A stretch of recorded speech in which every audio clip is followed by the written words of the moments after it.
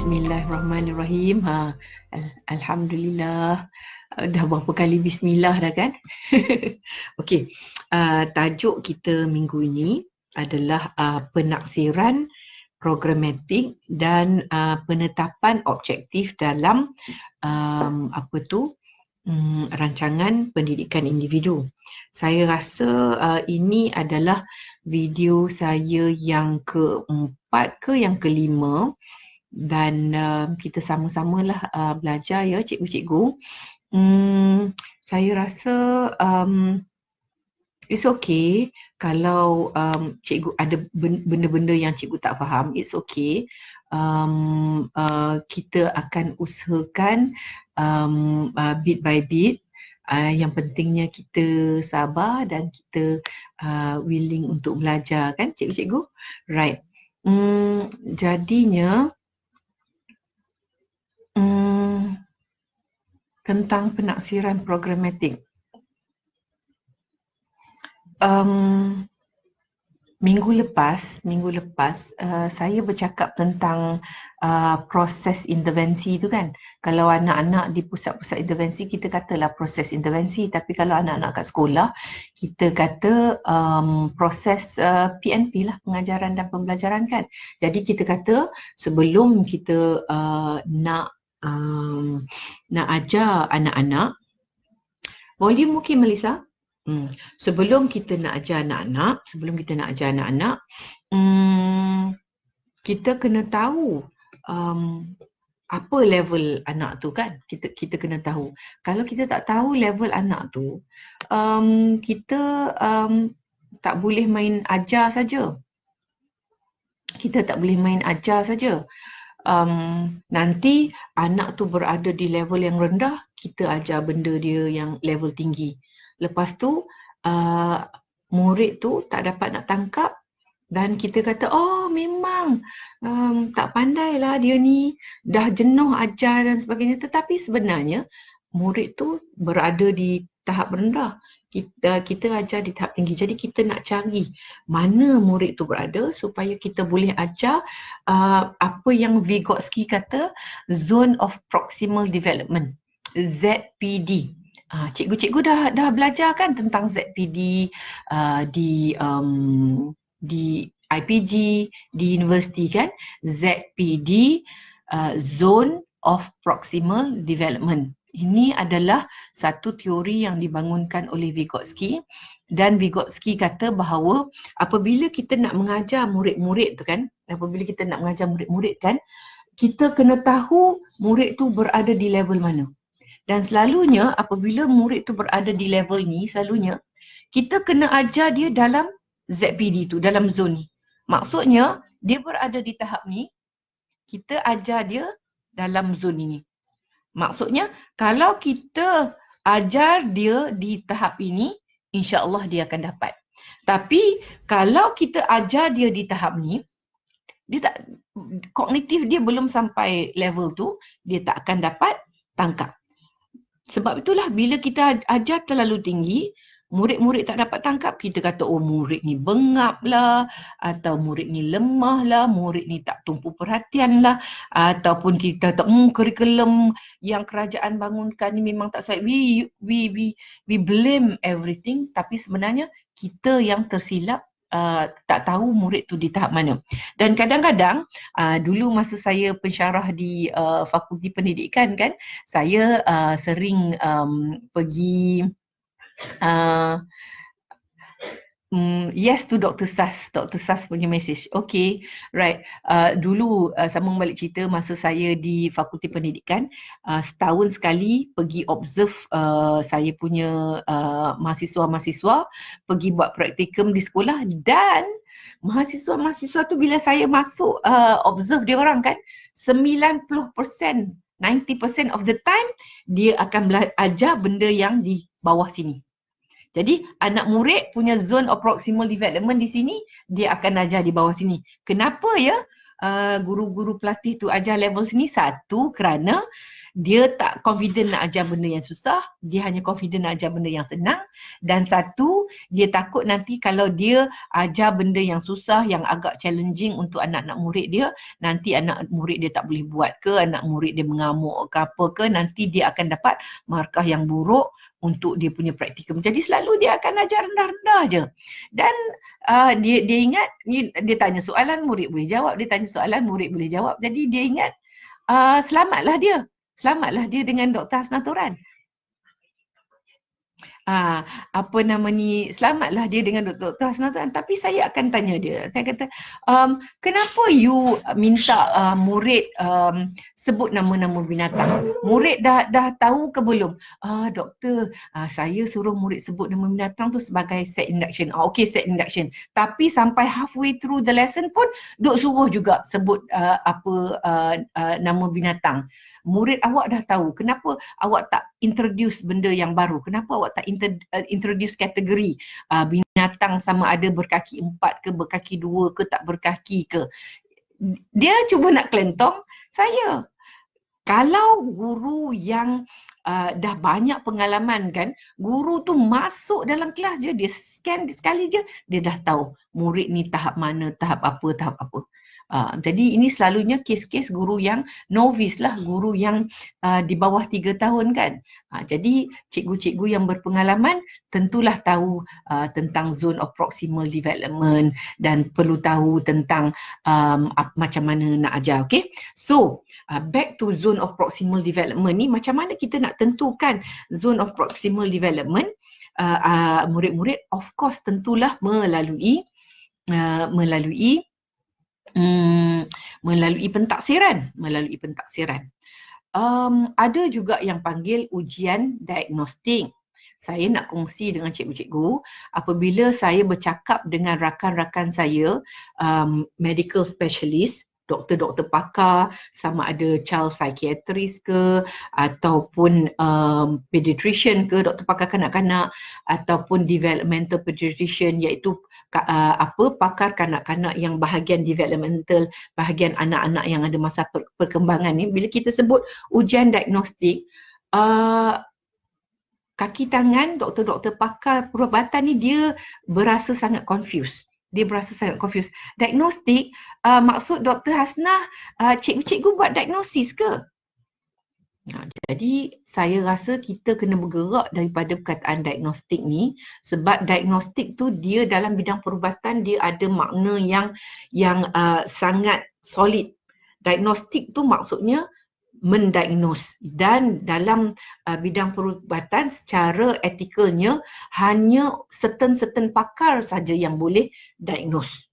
Jadi saya nak ajaklah cikgu-cikgu semua supaya kita bergerak dan kita panggil pentaksiran programatik. Sebabnya saya kata pentaksiran programatik adalah daripada pentaksiran itu kita akan membina program untuk anak murid kita. Program apa? Nak ajar apa? Nak susun jadual macam mana? Nak tulis RPI macam mana? Nak susun kelas macam mana? Maklumat daripada murid ni kita akan guna untuk nak menyusun program kita. Itu yang dimaksudkan dengan pentaksiran programatik. Jadi hari ini saya akan tunjukkan contoh pentaksiran programatik untuk anak-anak yang saya rasa sesuai, walaupun di jenis kurnia ni anak-anak kami 7 tahun dan ke bawah, tetapi bila kita pergi ke sekolah saya rasa ada saja anak-anak yang dah 9 tahun, 10 tahun dari segi umur kronologinya, tetapi dia punya pencapaian dia sama macam anak yang 3 tahun, 4 tahun kan. Jadi yang saya akan kongsikan ni adalah pentaksiran programatik untuk anak-anak yang low functioning. Makanya bukan saja anak-anak yang 3-4 tahun tetapi juga untuk anak-anak yang 9-10 tahun tetapi dia punya developmental age dia adalah macam anak-anak yang 3, 4, 5 tahun. Okey. Jadi macam mana kita nak buat programatik, nak buat pentaksiran ni? Saya pun sambil duk cakap ni saya belajar butang ni ya. Right. Jadi kan cikgu-cikgu semua, Pentaksiran programatik tu maksudnya kita nak tahu sebanyak yang mungkin tentang murid. Dan kita sebagai cikgu, kita perlu akui bahawa individu yang paling tahu banyak tentang murid adalah mak bapak. Sebab itu pentaksiran programatik anak-anak di jenis kurnia, kita mulakan dengan temu bual ibu bapa. Dan saya dapati, maafkan saya if I am being presumptuous. Maksudnya maafkan saya jika saya membuat statement-statement yang cikgu-cikgu tak setuju. Tetapi kadang-kadang saya rasa cikgu-cikgu di sekolah berasa sangat was-was dengan kemampuan mereka untuk berinteraksi dengan ibu bapa. Saya dapati bahawa cikgu-cikgu pendidikan khas kadang-kalanya dia kan, kalau dia have as little contact as possible with parents, they are happy. Maksudnya dia rasa selamat kalau dia tak perlu ada banyak-banyak kontak dengan ibu bapa. Now, cikgu-cikgu betul tak? Betul tak cikgu-cikgu? Ataupun Dr. Hasnah membuat tuduhan pelesu kepada cikgu-cikgu. Jadi bila ibu bapa rasa tak confident dengan apabila cikgu rasa tak confident dengan kemahirannya untuk berkomunikasi dan berinteraksi dengan ibu bapa, jadi dia malas nak bercakap dengan ibu bapa, malas nak ajak ibu bapa datang ke sekolah dan sebagainya. Bagaikan okey, bila anak tu di rumah, itu anak kau. Bila anak ni berada di sekolah, ini anak murid aku. Jadi anak-anak lah, murid-murid lah. It cannot be like that. It cannot be like that. Kita mesti bekerjasama. Jadi sebab itu cikgu-cikgu sekalian, sumber utama untuk pentaksiran kita adalah ibu bapa. Di jenis kurnia, anak masuk saja kita ada satu protokol, kita ada satu borang khas di mana seorang pegawai intervensi akan duduk dengan ibu bapa dan akan tanya soalan. Dan selalunya paling minima 30 minit. Sebab kita memang tanya soalan sedalam yang mungkin. As much as possible. Dan kadang-kadang bila kita tanya mak bapak pun, dia pun like tak pastilah. Okey. Jadi kita kata kepada mak bapak, okey, kalau tak pasti, puan balik ke rumah, puan tengok nanti dalam buku komunikasi puan boleh tulis yang sebenarnya macam mana kan, boleh tulis, boleh macam tu. Jadi pentaksiran programatik dia ada 3. 1, temu bual ibu bapa. Di jenis kurnia, anak sebelum masuk, seminggu, 2 minggu sebelum masuk kita buat temu bual, dan pada yang sama kita buat observation, kita buat pemerhatian. Mungkin di sekolah tak mampu nak buat pemerhatian sebab kedebuk budak masuk. Tetapi kan saya fikir kan untuk cikgu-cikgu pendidikan khas yang tahun 1 tu, kalau anak-anak yang tipikal, kita tak sebut anak normal, kita sebut anak-anak tipikal. Kalau anak-anak tipikal, kan dia ada apa tu, orientasi lah, suai kenal lah, seminggu sekolah masuk, 2 minggu sekolah masuk, suruh pergi ke sekolah, tunjuk toilet dekat mana, kantin kat mana. Saya rasa benda yang sama patut buat untuk anak-anak tahun 1 yang pendidikan khas. Yang prasekolah pendidikan khas pun boleh buat. Mungkin kita seminggu, I think 2 minggu lagi selesa lah. Mungkin 2 minggu sebelum sekolah masuk, buat slot untuk ibu bapa. 45 minit satu keluarga, 45 minit satu keluarga, 45 minit satu keluarga. Mungkin selalu apa yang kami buat adalah satu pegawai intervensi akan interview ibu bapa dan satu lagi pegawai intervensi akan buat observation atau pemerhatian. Yang interview ibu bapa tu pun ada protokol ataupun ada soalan-soalan yang dicetak, ada borang dia. Jadi sambil dia interview tu, dia tanda-tanda dia tu. Sebab di jenis kena kadang-kadang katakanlah yang interview tu Cikgu Ilya, yang buat observation tu Cikgu Hazwani, tetapi mungkin murid tu nanti bila masuk ke kelas Cikgu Alif yang mengajar. Kadang-kadang kita cuba nak susun supaya nanti cikgu yang mengajar dia tu yang interview apa, tapi kadang-kadang mungkin Cikgu Alif ada kerja lain. Jadi di jenis kurnia, siapa interview, siapa buat observation pun tak apa, sebab borang yang digunakan adalah sama. Apabila Cikgu Ilya tanda-tanda, nanti Cikgu Alif tengok, dia faham. Kemudian Cikgu Hazwani ambil data daripada observation selama 30 minit ke 40 minit, hantar kepada Cikgu Alif tengok tahu. Jadi initially ada pemerhatian dan ada temu bual ibu bapa. Kemudian apabila murid ni masuk ke dalam kelas Cikgu Alif, tambahan satu lagi, Cikgu Alif akan sambung buat observation atau pemerhatian. Maksudnya murid tu datang, kita ajar dia basuh tangan, ajar pergi tandas, ajar free play, ajar duduk di meja. Kita mengajar macam biasa, tetapi the first 2 weeks tu masih lagi buat observation.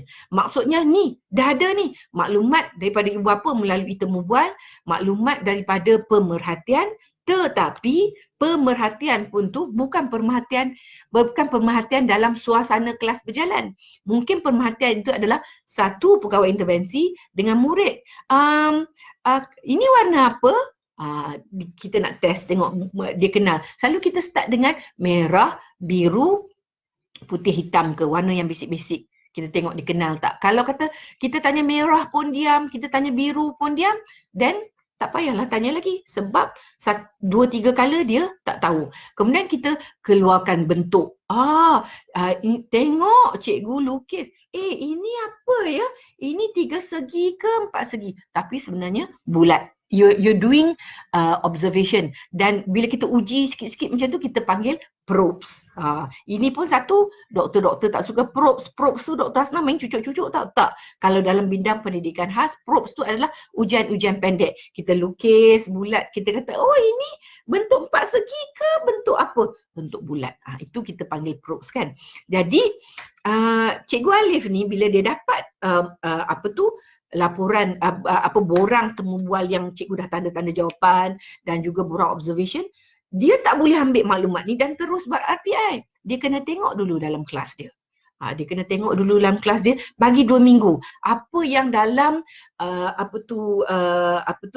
temu bual, dalam borang temu bual ibu bapa tu dan borang yang Cikgu Hazwani isi tentang pemerhatian tu sama tak bila budak dalam kelas. Sebab kadang-kadang bila kita buat pemerhatian one to one, kadang-kadang tingkah laku dia lain. Bila masuk dalam kelas mungkin tingkah laku dia baik.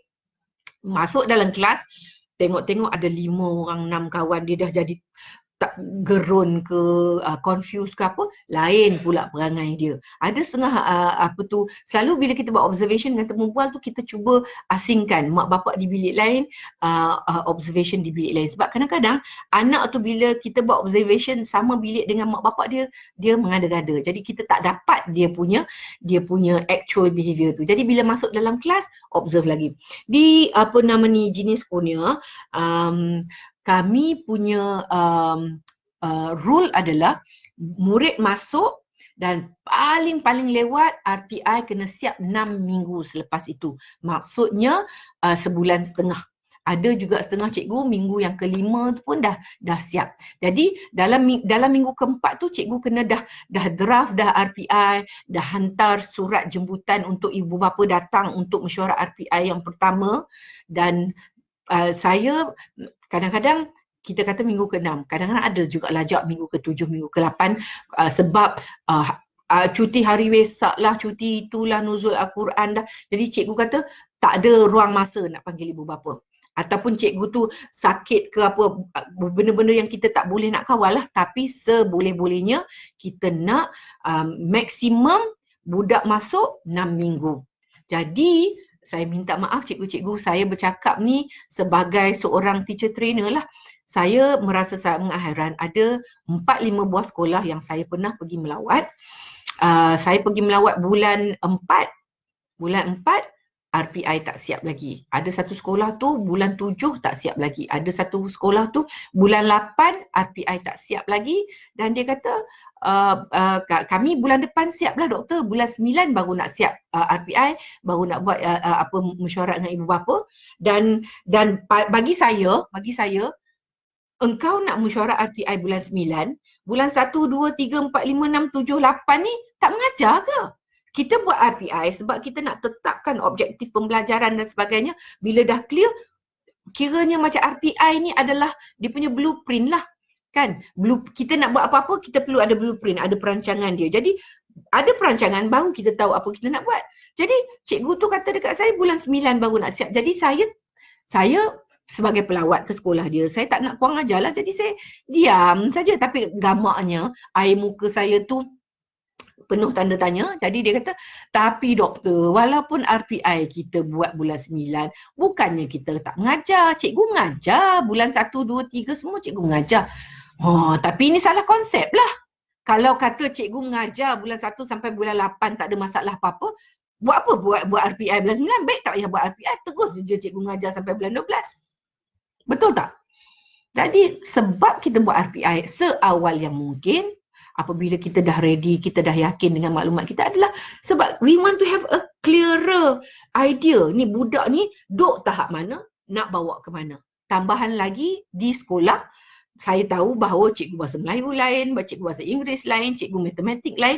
Lagilah penting RPI itu supaya bila dah siap RPI itu, saya cadangkan bentang kepada cikgu-cikgu dulu supaya cikgu tahu, kemudian bentang kepada mak bapak. Kalau di barat, masa anak saya Muhammad belajar di Amerika Syarikat dulu, semasa mesyuarat RPI ada 5-6 orang. Saya, Bapak Muhammad, lepas tu guru kelas, lepas tu orang daripada pegawai pendidikan daerah, akan ada ahli psikologis daripada daerah, akan ada akan ada speech therapistnya, akan ada, kalau kata Muhammad masuk kelas aliran perdana, cikgu aliran perdana pada. Dan semasa mesyuarat RPI tu, kita mak bapak dengan 6, 7, 8 orang. Saya rasa ni tak pernah berlaku di Malaysia lah. Tak pernah berlaku di Malaysia. Tapi yang most important, you need to talk to the parents. And then you need to share with the cikgu bahasa Melayu. Contohnya kalau dalam RPI itu adalah kita akan mengurangkan tingkah laku mengamuk dan menampar muka sendiri amar daripada 20 kali seminggu kepada 5 kali seminggu. Katakanlah itu kita punya objektif pembelajaran untuk amar. Kalau you guru kelas saja yang tahu dan you masuk ke kelas mungkin seminggu 4 kali, mungkin seminggu 4 kali you masuk Isnin, Selasa, Rabu dan Jumaat, cikgu-cikgu dan you masuk pun satu period, lain masa tu, cikgu-cikgu yang masuk pada lain masa perlu tahu bahawa untuk objektif pembelajaran amar, kita nak kurangkan tingkah laku. Jadi kalau katalah cikgu tu dia cuba nak kontrol amar tapi tak berjaya, cikgu matematik katakan akan pergi ke cikgu kelas. Ni Faizul, kau kata sini nak tingkah laku ni, tapi dia masuk dalam kelas aku memang dia so kena ada that collaboration between teachers. Kalau tak ada collaboration between teachers, macam mana? Cikgu kelas orang bukannya ahli bomo ke apa ke nak pling tiba-tiba anak murid semua jadi okey. Okey? Right. Saya berhenti seminit, saya nak tengok komen-komen cikgu. Nanti saya je yang duduk seronok popek-popek. Cikgu-cikgu ni kata apa? Ada 32 komen. Tak ada apa. Cikgu-cikgu ni Assalamualaikum saja. Kalau Assalamualaikum tak apalah, saya sambung ya. Right. Ada contoh borang saya. Coming. Cikgu Aisyah marah. Sekejap ya. Right. Okey. Jadi dah clear dah. Cikgu semua kata Alhamdulillah. Kalau kata ada hubungan dua hala yang baik, baguslah. Dan kita berjumpa dengan ibu bapa semasa first temu bual, kita kumpulkan maklumat. Kemudian setiap kali macam di Genius Kurnia kita buat mesyuarat RPI every 6 months.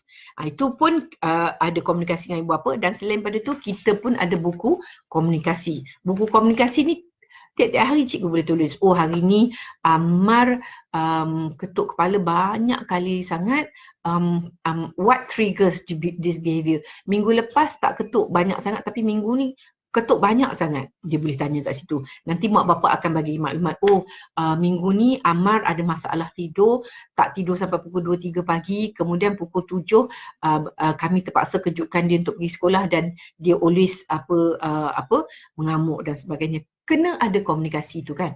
Okey, so cikgu siapa tadi ya? Cikgu Aisyah Humaira nak tengok borang-borang. Saya tunjukkan di sini ya. Ini adalah sebahagian daripada bab Jadi apabila kita bila kita bercakap dengan ibu bapa, semua boleh tengok ya yang ni bukan borang dia, ini adalah macam sebahagian daripadanya ya. Okey, clear. 3PK tidak terlibat dalam perancangan RPI. Ya, di Malaysia saya rasa 3PK tak terlibat sebab tak cukup kaki tangan kan. Macam kalau di Amerika, dia satu speech therapist jaga dalam 4-5 buah sekolah saja. Isnin dia pergi sekolah ni, Selasa dia pergi sekolah ni, Rabu dia pergi sekolah ni. Macam kita di sini, speech therapist yang dekat 3PK tu saya rasa kontrol berapa buah negeri, bukan 4-5 buah sekolah tapi berapa buah negeri dia jaga kan. So itu lain lah kan. Alright. Jadi bila kita bertemu dengan ibu bapa, staff tim di jenis kurnia, mereka dilatih apabila mak bapak masuk, kita buat ice breaking dulu.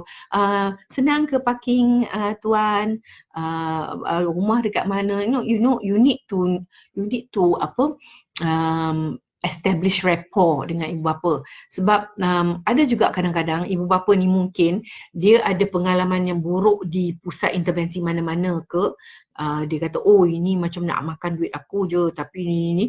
Jadi dia dengan pemikiran yang macam tu dia datang ke kurnia. And then tiba-tiba cikgu cuba nak build rapport, cikgu cuba nak ice breaking, tiba-tiba dia sangat sinis dan sebagainya.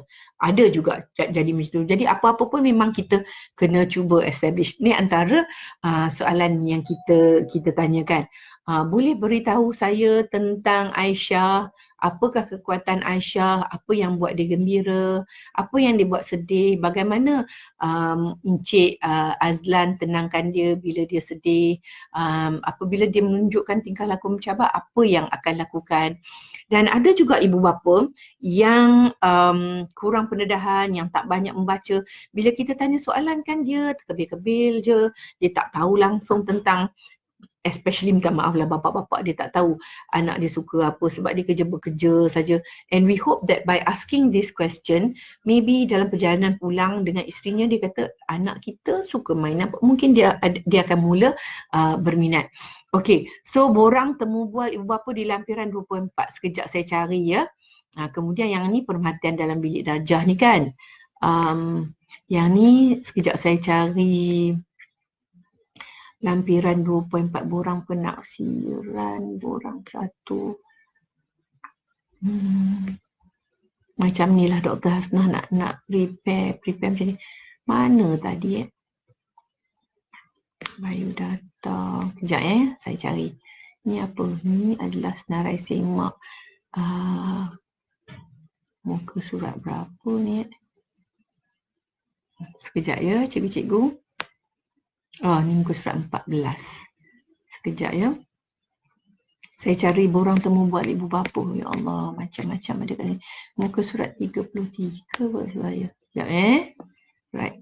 Turun bawah. Bismillahirrahmanirrahim. Okey. Ini adalah contoh borang temu bual. Dah lari-lari dah pun. Okey. Boleh nampak ya parents semua.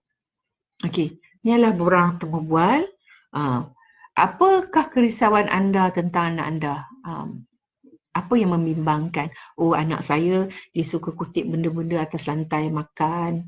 Bila anak didiagnosis? Apa sejarah perkembangan anak? Duduk umur berapa, merangkak umur berapa? Yang duduk-duduk ni mungkin cikgu, yang ni untuk jenis kurnia mungkin cikgu boleh skip lah ya. Sebab saya rasa cikgu-cikgu bila datang Muhammad Zulhilmi tanya tentang norma baru. Nanti kita cakap yang tentang norma lama, norma baru ni sekejap ya. Right. Jadi ini adalah soalannya. Vokalisasi itu maksudnya pertuturan dia. Dia ada bunyi mama, baba tak dulu. Dan selalu tanya, bila anak nakkan sesuatu, dia buat macam mana? Sebab majoriti anak yang datang ke jenis kurnia, dia tak boleh bercakap kan. Masa kehamilan dulu ada masalah tak? Lahir semasa C-section ke apa ke? Yang masalah semasa kelahiran, selepas kelahiran ni, kita sebagai cikgu tak, not that useful, tetapi kadang-kadang bergunanya apa tahu, bergunanya kita untuk bina hubungan dengan ibu. Ada satu kes dulu di Mak Mal Autisma, anak dia masa usia 2-3 tahun sering kena sawan. Dan mak tu sangat trauma. Pada anak tu usia 6 tahun, mak tu bawa berjumpa saya di Mak Mal Autisma. Masa tu saya buka Mak Mal Autisma di UKM kan. Dan saya bercakap dengan mak tu, tapi sambil saya bercakap dengan mak tu, saya tengok anak tu boleh at the age of 6 boleh pegang pensel, tulis perkataan saya tak sure, tapi dia punya lukisan cantik, maksudnya dia punya motor halus dia okey. Lepas tu bila kita panggil dia boleh datang, dia boleh duduk. Dan mak tu yang bimbang. Di luar Mak Mal Autisma tu ada buaian. Saya duk berbual dengan mak tu, tiba-tiba dia pusing, anak dia tak ada, muka dia sangat cemas, dia lari keluar. Anak tu relax je duk main buai. Jadi saya punya conclusion of that child, anak itu ada diagnosis, tetapi kalau dia masuk darjah 1 pun anak tu sesuai masuk aliran perdana sebab dia punya skill sangat tinggi, tetapi skillnya yang tinggi tu tak matching dengan mak dia yang sentiasa worried tentang anak tu. Dan kebimbangan mak tu sebenarnya adalah disebabkan masa anak umur 2, 3, 4, 5, 4 tahun tu kan asyik sawan. Jadi mak tu yang trauma. So sometimes bila kita tanya tentang sejarah kelahiran dan sebagainya tu boleh sesuai. Tapi saya rasa nanti kalau sekolah rendah yang tentang masalah semasa kelahiran dan selepas kelahiran tu tak begitu useful lah. Jadi cikgu-cikgu sekolah rendah boleh take out kalau cikgu nak kan. Tapi yang adakah anak mempunyai masalah kesihatan, yang ni you all kena tanya. Sama ada budak tu ada sawan ke ataupun budak tu ada masalah jantung. Jadi kita tak boleh nak bagi dia rigorous exercise dan sebagainya. Nyatakan ubat-ubatan yang diambil, mungkin dia ada ambil ubat. Ada setengah mak tu dia kata anak saya kena ambil ubat sekian-sekian masa, cikgu boleh tolong tak? Kalau kata mak tu minta kita bagi ubat, kita kena ada satu borang yang mak kata dia yang minta kita bantu bagi ubat. Sebab kita sebagai cikgu sebenarnya kita tak boleh bagi ubat kepada anak-anak. Jadi bila ada surat daripada mak bapak kata mohon bantuan cikgu untuk bagi ubat then only. So that's the procedure ya. Dan juga kadang-kadang anak yang ada G6PD tu dia tak boleh makan kacang parang. Kalau dia makan kacang parang, boleh menyebabkan kematian. Jadi sebab itu kita kena tahu dia punya alahan dan sebagainya ya. Right. Dr. Asnah, boleh kami dapatkan borang-borang? Boleh cikgu. Benda ni semua kita akan masuk dalam buku dan kita akan jualkan. By that time, you get the whole thing. Buku kami ni 15 muka surat, ada satu bab tentang behavior, tingkah laku, ada bab tentang adaptive, ada bab tentang pre-academic. InsyaAllah, I think it's a good book. InsyaAllah kita ni ya, contoh turut berbual. Saya ni nak masukkan tu, ya Allah, tak cukup tanah. Nak buat Facebook Live ni pun main tangkap muat macam tu je. We'll try to get the forms to you ya, insyaAllah.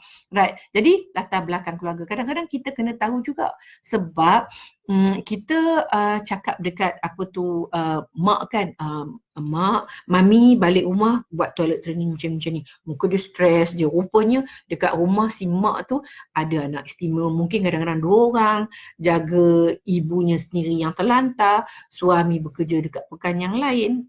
Kadang-kadang kita kena tahu sedikit tentang latar belakang keluarga supaya tidaklah kita pun jadi judgemental. Tengok si Amar ni, mak bapak dia tak pernah buat apa-apa. Itu tak berkembang-kembang. Tengok si Putri, mak ayah dia sangat committed. Boleh itu, boleh. Tak tahu si Putri tu mak doktor, bapak lawyer, bibi ada 2. Yang si Amar ni mak duduk di Kuala Lumpur, bapak duduk di Sarawak ke, ada adik pun hyper ke. So kadang-kadang kita kena tahu right. Jadi ini adalah sejarah intervensi awal. Mungkin cikgu di sekolah boleh ubah suai sikit contohnya sebelum ni anak ada belajar kat mana dan sebagainya, kan? Right. Adakah anak anda mengalami kesukaran dalam mengadakan aktiviti bersama keluarga? Saya rasa soalan ini walaupun di sekolah rendah, you need to have this question. And kalau di sekolah menengah pun you need to have this question. Sebab kadang-kadang melalui soalan ini kan you akan dapati bahawa yang sebenarnya mak bapak tak pernah bawa anak ni keluar. Sebab dia tak confident nak jaga anak dia yang hyper ni. Jadi anak tu duduk je kat rumah. And disebabkan itu, sebab itulah anak tu tak ada kemahiran sosial. Jadi kita kena tahu ya kerisauan mak bapak tu macam mana. Tidur, cikgu kena tahu tentang anak murid ada masalah tidur ke tidak. Sebab kalau dia ada masalah tidur di sekolah dia akan, kalau kata malam di rumah dia tak tidur, di sekolah dia akan tidur. Yang cikgu ni, alah hai, dia ni asyik tidur je, nanti guru selalu aku kata aku tak mengajar ke apa kan. Tapi yang sebenarnya anak tu ada masalah tidur. Adakah nak mengalami kesukaran untuk makan? Ini pun kita kena tahu sebab kemahiran makan di kantin tu kita kena ajar. Kalau anak di tahun 1 tu kita mula ajar dia beratur, beli makanan, duduk makan dan sebagainya. Cikgu jangan ingat di sekolah kita hanya ajar yang akademik saja. Sebab kalau dia tak tahu macam nak beli makanan sendiri, nak duduk, nak suap makan sendiri, nanti pergi sekolah menengah, siapa nak babysit dia? Nanti dah lepas sekolah menengah, nak bekerja, nak apa, takkan ada babysitter nak ikut dia kan? Right. Itu kemahiran untuk urus diri. Ini gosok gigi dan sebagainya. Bila kita tanya mak bapak tu, kita tanya very briefly dan di tempat kosong tu cikgu akan catat. Yang cikgu yang buat pemerhatian anak tu nanti dia punya borang tu adalah lebih detail ya cikgu-cikgu. Alright. Apakah perkara yang diminati oleh anak anda? Yang ini, soalan ini berguna untuk kita nanti apabila kita nak buat ganjaran. Okey, kalau you siapkan you punya kerja, nanti cikgu akan bagi ganjaran. Jadi dia suka stiker ke, dia suka benda yang berputar-putar ke, dia suka mewarna ke, dia suka kartun ke. Kalau dia suka kartun Naruto, mungkin kita boleh photostat gambar Naruto. Bila dia buat kerja, dia dapat satu gambar Naruto yang dia boleh warnakan. Jadi kita kena tahu minat dia kan. Apakah tingkah laku mencabar. Yang ini kan tanyalah sebelum anak tu masuk dalam kelas. Kalau cikgu tahun 1, tanya. Supaya nanti hari pertama tu kan, hari pertama first time budak tu nak masuk, dah tahu dah, oh hari ni kelas ada 7 orang budak. Dan 7 orang budak, mak kata 3 orang kaki menjerit, yang 3 orang kaki menjerit, seorang tu suka lari, yang seorang suka pukul, yang at least you already know. You already know anak-anak murid dalam kelas you tu macam mana. Jadi tak adalah hari pertama tu baru nak buka pencak silat, nak baru buka bunga silat dan sebagainya kan. Right. Banyaknya komen saya tak terbaca tapi bolehlah. Cikgu Syarul Akmal, kemahiran mengurus diri akan termasuk dalam school readiness checklist sebelum masuk sekolah. Ya. Kita kena tahu apa tentang ni. Jika orang lain selain ibu bapa ialah penjaga utama, siapa yang akan dipromote dia?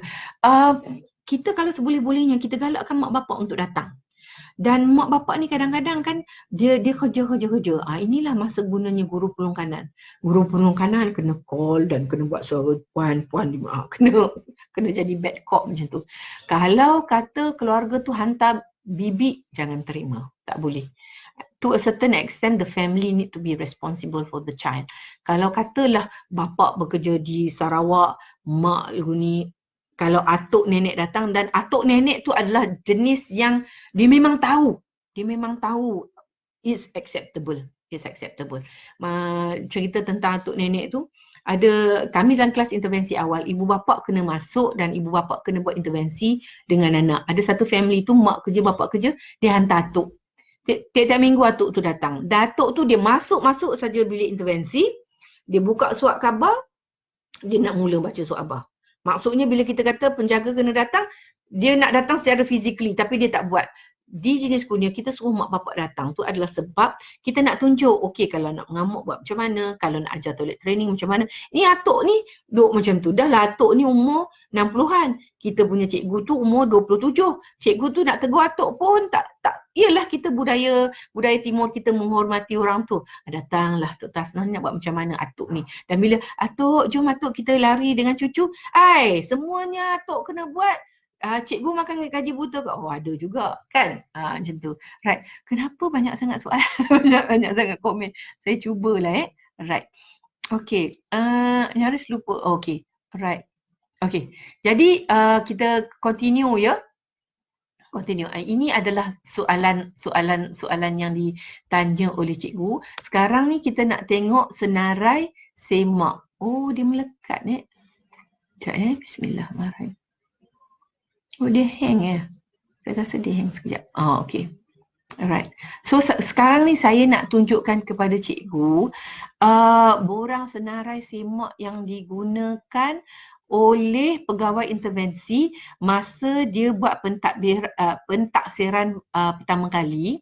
Mak bapak di temu bual, kemudian cikgu buat observation, dan borang ini juga digunakan oleh cikgu-cikgu. Borang ni agak panjang tau cikgu, agak panjang. Jadi kita tengok secara laju jugalah ya. Secara laju. Okey. Ini adalah senarai semak kemahiran kanak-kanak berkeperluan khas. Di Genius Kurnia, sebab kami bukan sekolah, jadi kami tak guna terminologi murid berkeperluan khas. Kami masih guna terminologi kanak-kanak berkeperluan khas. Okey, jadi ini adalah senarai semaknya dan scoringnya tu sangat simple. Scoring tak boleh complicated cikgu. Scoring tak boleh 10. Kosong tu apa, 1, apa, 2, 3, 4, 5, 6, 7, 8, 9, 10. Nanti kan seorang budak untuk kemahiran ni, seorang budak dapat 7, seorang budak dapat 8, seorang budak dapat 9. 7, 8, 9 ni apa beza? Tak payah. 0, 1, 2 je. Kosong tu maksudnya tak boleh buat langsung. 2 tu maksudnya boleh buat dengan baik, dengan konsisten dan berdikari. 1 tu maksudnya dia boleh buat tapi sama ada masih perlukan bantuan ataupun kalau tak dibantu dia buat tapi tak cantik. Okey? Right. Itu skor dia. Senang je. 0, 1, 2. 0, 1, 2. Okey. Jadi kita mulakan dengan sosial dan bermain. Dan kita tengok soalan-soalan ni dia lebih sesuai untuk anak-anak yang di sekolah rendah.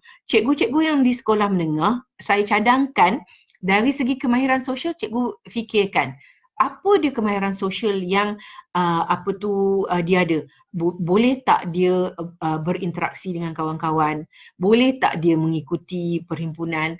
Boleh tak dia belajar dalam kumpulan? Boleh tak dia duduk makan? Dan boleh tak dia bukan saja dia melakukan aktiviti dengan kawan-kawan dia, tapi semasa dia buat aktiviti tu dia rasa seronok ke tak? Sebab manusia ni, we are what we call social animals. Maksudnya kita ni adalah individu yang sangat suka berada dengan orang lain, enjoy each other's company. Sebab itulah semasa tempoh PKP ni kita dinasihatkan untuk social distancing, kita dinasihatkan untuk penjarakan sosial. It's very difficult for us to do that because it goes against our nature. Naluri kita adalah sentiasa nak berkawan, nak rapat, nak main sama-sama, nak makan sama-sama. Kan setengah cikgu-cikgu tu waktu rehat dia tu kan, alamak boringnya, tak ada kawan lah nak ajak pergi makan mi rebus dekat kantin. Sebab makan seorang-seorang tak syok. Tapi kalau makan, sambil makan tu ada kawan sambil sembang tu, rasa itu yang kita maksudkan.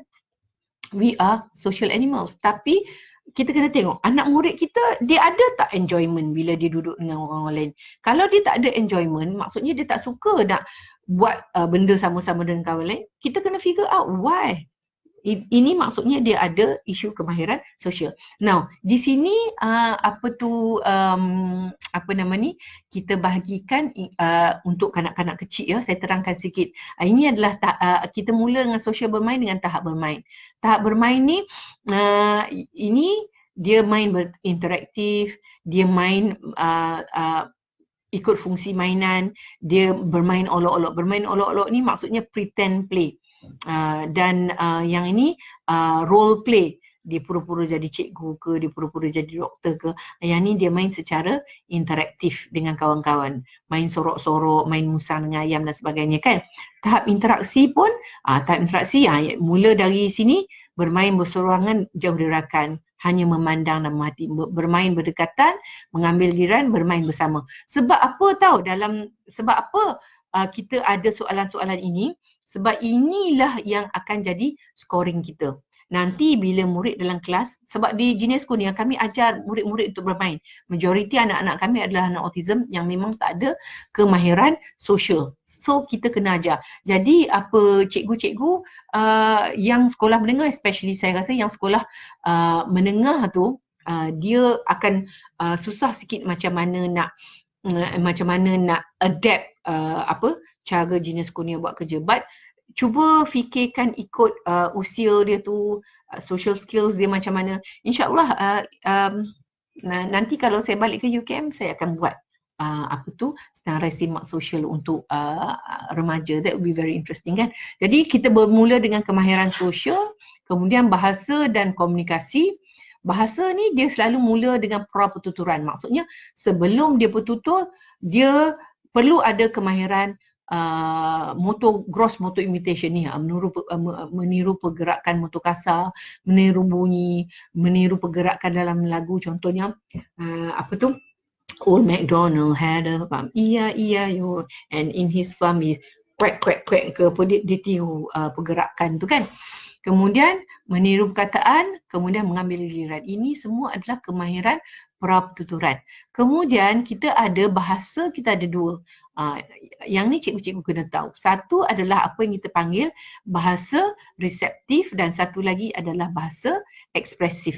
Bahasa reseptif tu maksudnya dia tak boleh bercakap, kita bercakap dia faham tak? Itu yang kita kata reseptif. Orang cakap, dia receive tu, dia faham ke tidak? Jadi macam anak saya Muhammad 26, dia tak boleh bertutur, tapi kalau saya kata Muhammad ambil bantal lapik kepala tu, dia akan ambil bantal, dia lapik kepala. So it's quite panjang kan. Dia tak boleh bertutur tapi dia tahu mak dia suruh ambil bantal, suruh lapik kepala. So dan kita ukur bahasa kemahiran bahasa reseptif ni dari segi mengikut arahan, mengikut dia kenal kata nama, kenal kata kerja, lari, tidur, main, panjat, lompat, mengenal emosi. Untuk budak-budak yang tahap rendah ni selalu gembira, marah, sedih je lah. Nanti bila dia dah advance masuk prasekolah tu, barulah kita guna emosi kecewa yang more difficult. Tapi dekat tahap ni kita basic-basic saja dulu. Mengenal sekurang-kurangnya 10 kata sifat. Besar, kecil, tinggi, panjang, pendek kan. Mengenal warna asas, bentuk asas, fungsi objek. Kita makan pakai apa, dan dia ambil pinggan, gambar pinggan dia tunjuk.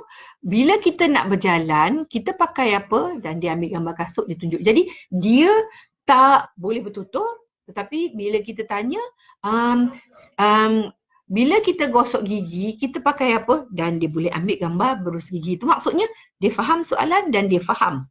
Jadi cikgu-cikgu kan jangan fikir hanya murid-murid yang mampu bertutur saja kita boleh ajar. Kadang-kadang saya nampak juga kalau budak tu tak bertutur, dia ingat budak tu tak terima. Tetapi kalau budak tak bertutur, boleh diajar dia masuk, dan apabila kita nak test sama ada yang kita ajar selama ni dia faham ke tidak, kita gunakan kad gambar. Okey, contohnya kita nak cek sama ada dia kenal kata kerja, lari, duduk dan sebagainya. Jadi kita letak dua kad gambar. Satu kad gambar orang sedang tidur, satu kad gambar orang sedang berenang.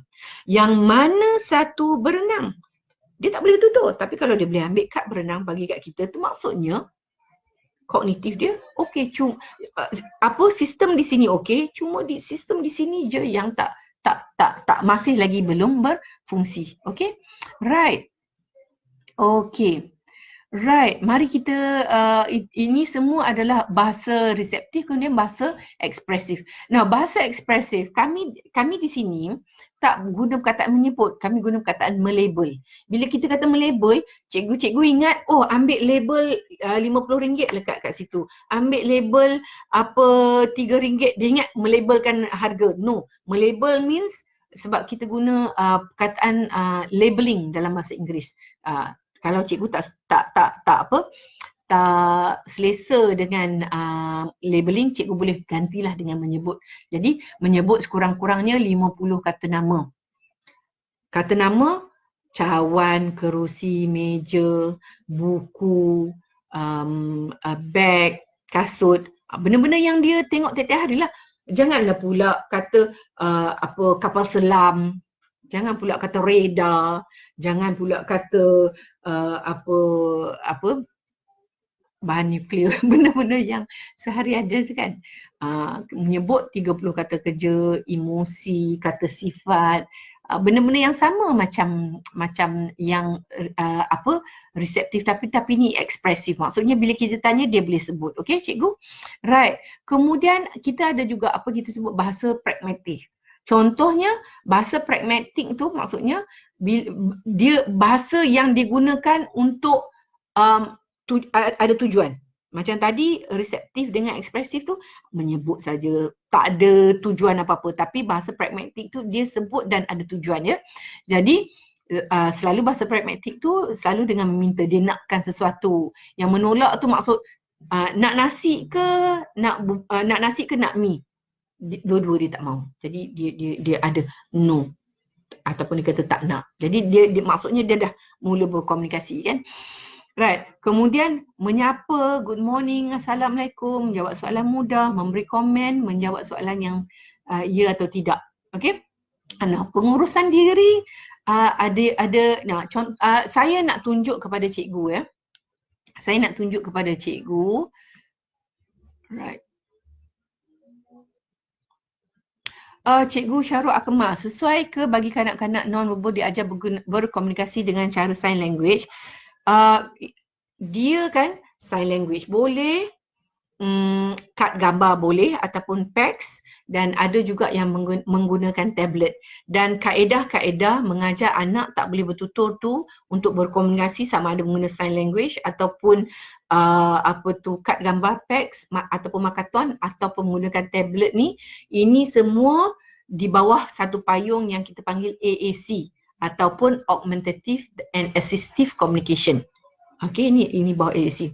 Cikgu Syarul Akmal, apa tu cikgu ke terapis ke apa?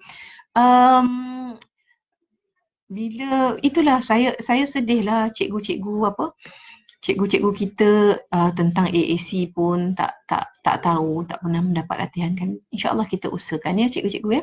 Jadi sekarang ni poin saya di sini, saya tunjuk ni tentang senarai semak tentang latihan ketandas.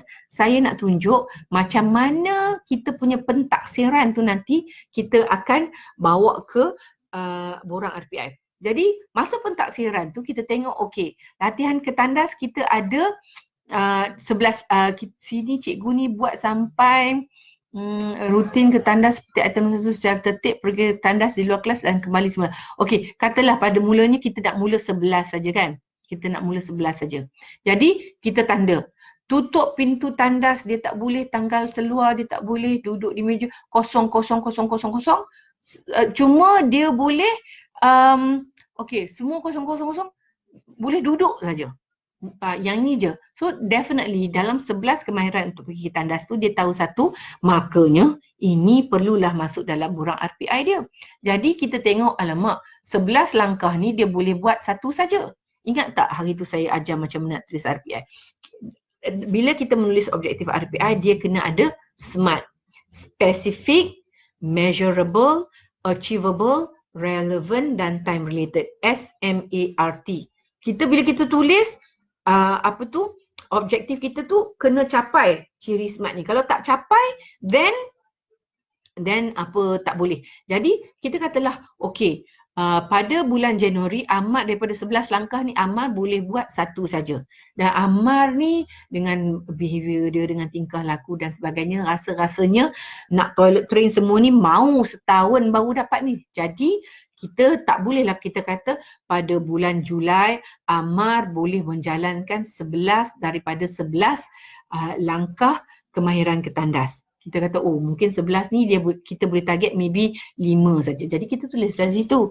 Kita tulis pada bulan dia masuk Januari dan kita ada mesyuarat dengan mak bapak bulan Februari dan kita tulis itu pada hujung Jun 2020 Ammar boleh menjalankan 5 daripada 11 langkah kemahiran ketandas secara berdikari.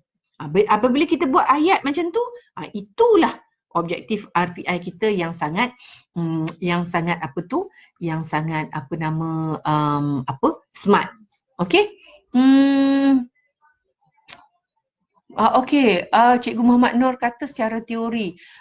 Secara praktikalnya macam mana? Nanti Cikgu Muhammad Nur Syafiq, Encik Syarul Akmal parent. Okey. Sorry. Tak apalah.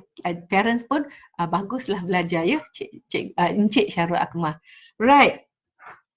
Malisa.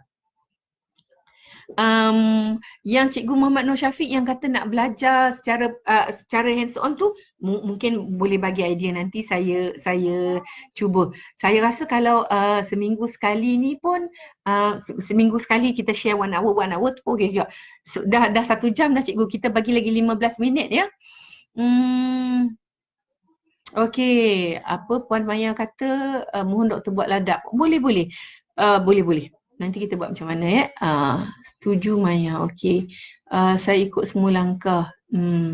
Sebulan saja anak saya. Ini parent di Jenis Kurnia ni, Puan Maya Kazrik. Okey. Jadi itu saya nak tunjuk macam mana kita nak link. So kita, sebab masa dah tamat, bagi cikgu yang ada soalan boleh tanya soalan. We'll go through the borang senarai semak tu. Lepas tu nanti kita ni. So basuh tangan, kemudian rutin makan, rutin semasa makan, rutin selepas makan, membuka stokin dan kasut, memakai stokin dan kasut, berus gigi, mencuci muka, pakai bedak dan sebagainya, beli makanan di kantin. Jadi kalau cikgu tanya saya, doktor, apa kemahiran urus diri yang kita nak fokus di sekolah, saya suruh cikgu fikirkan tentang rutin di sekolah.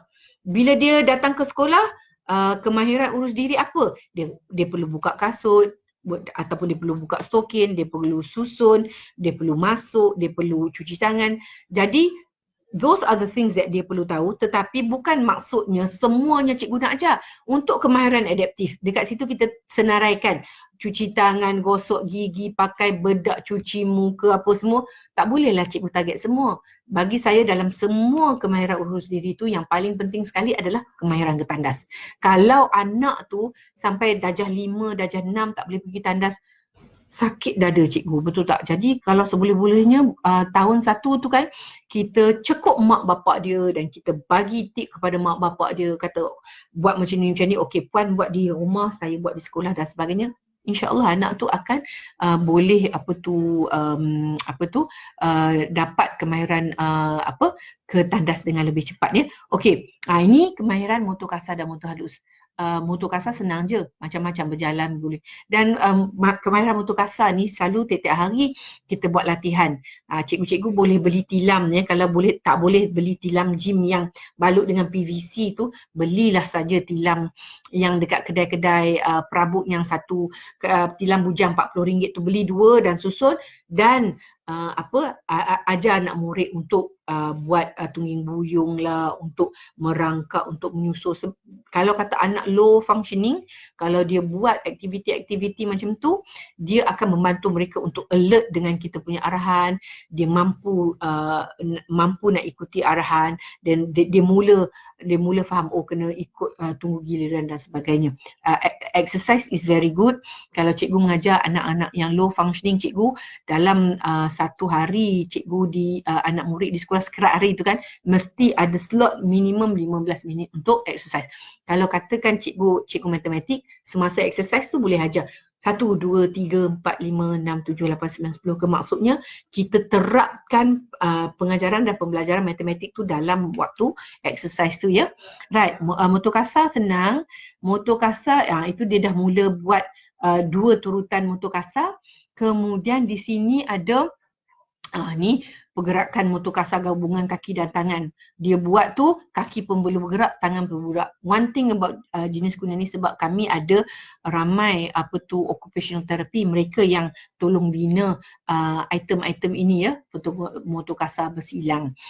Kemudian motor kasar dalam permainan sukan. Kemudian motor halus menggenggam. Dia mula dengan menggenggam dulu, pergerakan dengan manipulasi jari. Kemudian pengeluaran motor halus dengan kedua belah tangan, mencantum objek. dan motor halus ni. Kesediaan belajar. Okey, kesediaan belajar untuk anak-anak autism menggunakan kad gambar. Saya rasa anak-anak yang masalah pembelajaran pun kalau kita guna kad gambar pun bagus cikgu-cikgu. Sebab apa tahu?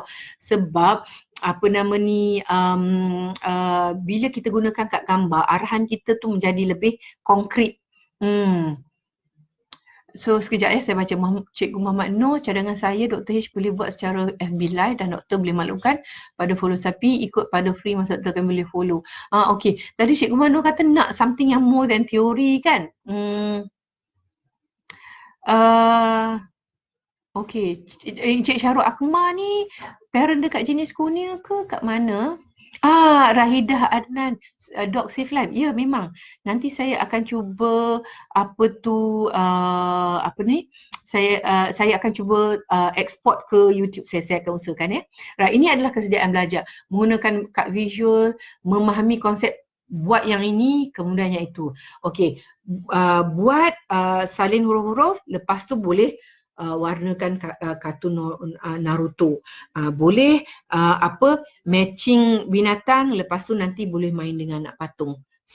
Bila kita letak benda yang dia suka, dia nak siapkanlah, sebab lepas dia siapkan tu dia akan dapat apa yang dia nak kan.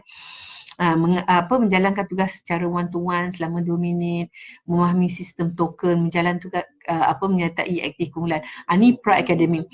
Pra-akademik yang ni mungkin cikgu minat lah, cikgu benda-benda pra-akademik minat lah kan.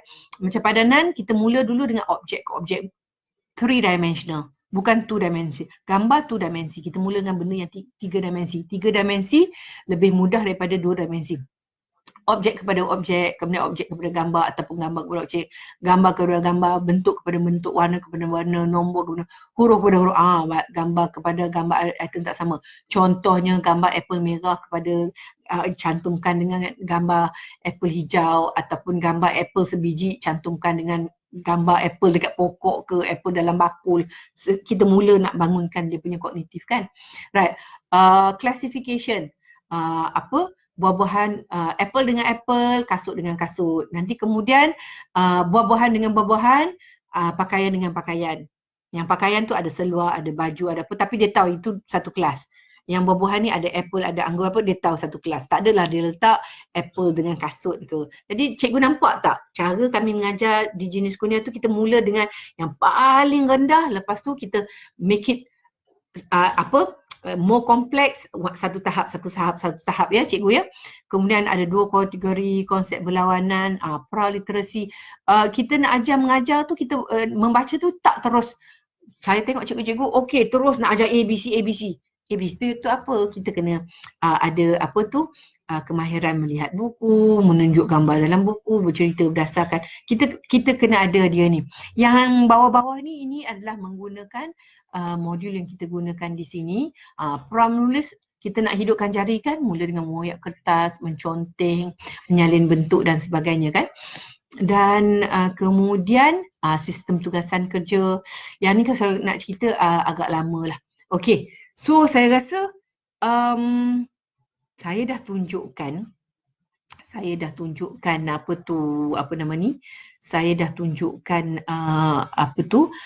borang temu bual ibu bapa, dan saya juga tunjukkan borang yang kita gunakan untuk menaksir murid. Tapi saya rasa saya tak berjaya nak tunjukkan kepada cikgu maklumat yang kita dapati daripada taksir murid tu macam mana kita nak ubah ke RPI. Ya tak cikgu? Jadi sekarang soalan saya kepada cikgu, minggu depan hari Selasa hari Rabu nak ke tak nak? Raya hari Ahad. Okey, cepat jawab soalan. Minggu depan nak ke tak nak? Saya bagi 10 saat dari sekarang. Kalau tak ada yang jawab tu, minggu depan tak ada. Okey. Saya kira 20 saat dari sekarang. Minggu depan tak nak. Kalau kata minggu depan masih mood raya, minggu depan masih PKP, kita boleh buat hari Jumaat ke, hari Khamis ke. Kira cikgu pun dah puas lah makan ketupat dan nasi impit kan. Macam mana cikgu?